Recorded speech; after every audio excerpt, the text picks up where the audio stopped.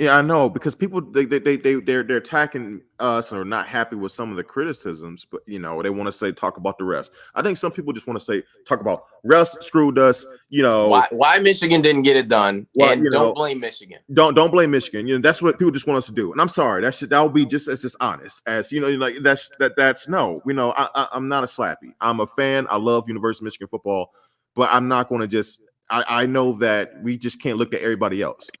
Right. There are plenty of other reasons besides the refs, which was a factor. But that's Cornelius across the board. That's not just us. That late throw that Cade threw to Cornelius Johnson.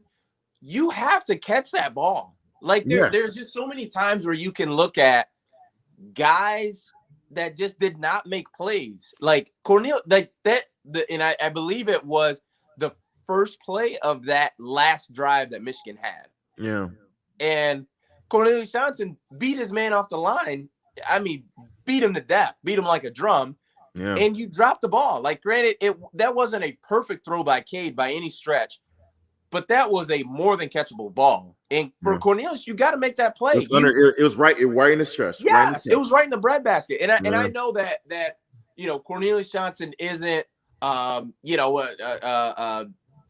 of the top receivers in college football. But I'm sure he thinks of himself as the number one guy for Michigan, regardless of how the season's gone. He's probably thinking in his mind, I'm the number one guy on the team. I just need more targets. Mm-hmm. Well, guess what? You had a target in a clutch moment, and you let your quarterback down. Like, that's what like football comes down to those things, is you let your QB down. Like, that is what football comes down to. It doesn't come down to refs. It doesn't, like, I get it, guys. Like, yes, a bunch of calls didn't go your way. A bunch. And I'll give you credit. A bunch didn't go your way. But nonetheless, you still got, the face mask call. You got multiple calls that went your way. Roughing the passer. Like, I thought that roughing the passer call was very vanilla. That is a gold mine. You got a free 15-yard. Now, to be fair, I didn't really dial into the replay.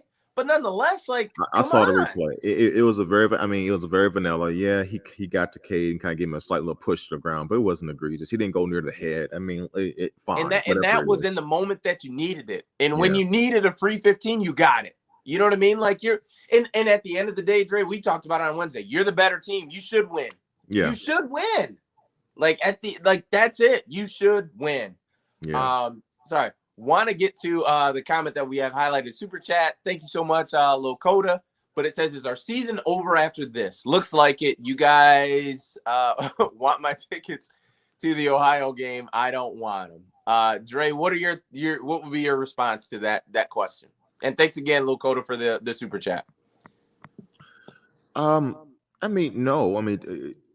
Because a lot of the Big Ten East games. 7:00 tonight. It's going to be a huge one.